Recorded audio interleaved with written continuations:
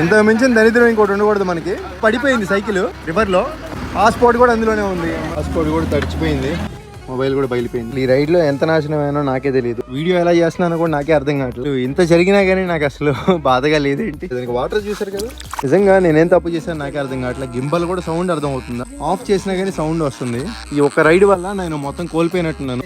మా తమ్ముడు పంపించిన ఐఫోన్ అయితే okay, iPhone water proof standards కాబట్టి వర్క్ అవుతుంది. గాలి పెట్టుకునేది పని చేయట్లా, దీంట్లోకి వాటర్ పోయినాయి కదా. ఇది వర్క్ అవ్వకపోతే మన సైకిల్ గాలి ఎలా పెట్టుకుంటాం అర్థం కావట్లా. డీజే మైక్ వచ్చేసి లైట్స్ అట్లా బ్లింక్ అయ్యే ఉన్నాయి, లైట్లు అలా బ్లింక్ అవుతుంది చూస్తున్నారు కదా, లైట్స్ బ్లింక్ అవట్లా. అయిపోయింది దీని పని కూడా. నేను అస్సాము గువాహటీలో ఉండే ఎంత ఏది కాదు, ఇటానగర్ వద్దామని చెప్పి చేస్తే ఎంత లాసా నాకు. ట్రిమ్మర్ కూడా బంద్ చేయట్లా, ఇది ఒకటే వర్క్ అవుతుంది ప్రస్తుతానికి.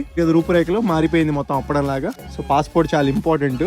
సో మొత్తం పైన ఆరేసా, ఇంకా అయినా తడిగానే ఉంది. ఎలా ఆరేయాలో కూడా నాకేం తెలియదు.